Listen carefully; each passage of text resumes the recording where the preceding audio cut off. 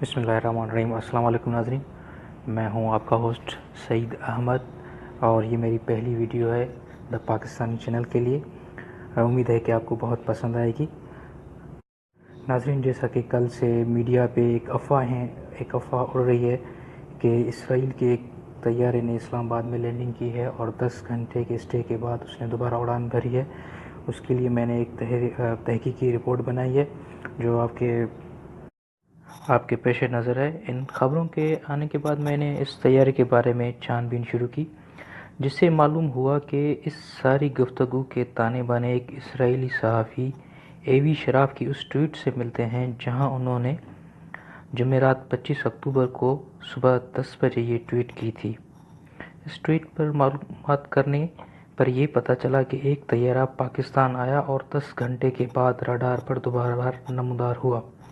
پرواز کی آمد و رفت اور لائیو ایئر ٹریفک پر نظر رکھنے والی website the flight radar پر اس پرواز کے اسلام آباد آمد اور 10 گھنٹے بعد پرواز کے ثبوت موجود ہیں۔ اس آمد اور روانگی پر کئی قیاس آرائیاں ہو رہی ہیں اور بہت سے لوگ سوالات کر رہے ہیں، کیونکہ ایک اسرائیلی طیارے کی پاکستان آمد یقیناً بہت سے سوالات کو جنم دیتی ہے۔ ادھر پاکستان سول ایوییشن اتھارٹی کے ترجمان نے کہا ہے کہ کسی اسرائیلی طیارے کی پاکستان کے کسی ایئرپورٹ پر آمد کی افواہ میں کوئی صداقت نہیں۔ ناظرین، جیسا کہ سب جانتے ہیں کہ پاکستان اور اسرائیل کے مابین سفارتی تعلقات نہیں ہیں، اس لیے دونوں ممالک میں کیے گئے رجسٹرڈ طیارے ایک دوسرے کی فضائی حدود میں نہیں آ جا سکتے۔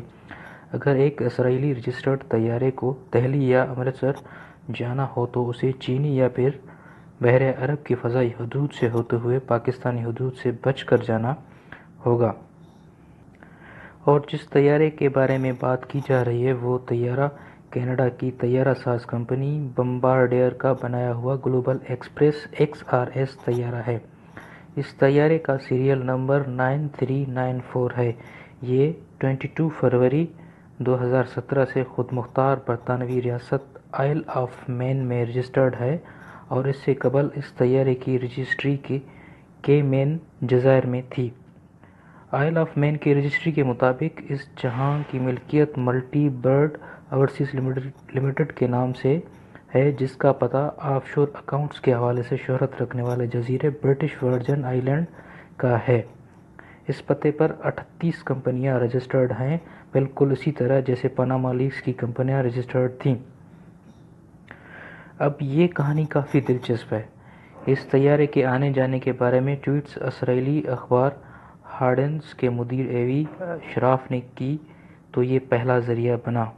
خاص بات یہ ہے کہ ایوی شراف نے مجھے بتایا کہ یہ طیارہ سوشل میڈیا پر چلنے والی خبروں کے برعکس ایک روز قبل بدھ یعنی 24 اکتوبر کی صبح اسرائیلی دارالحکومت تل ابیب سے اڑا اور اسلام آباد پہنچا، مگر اسرائیلی صحافی کے بقول اس طیارے کے پائلٹ نے دوران پرواز ایک چالاکی کی۔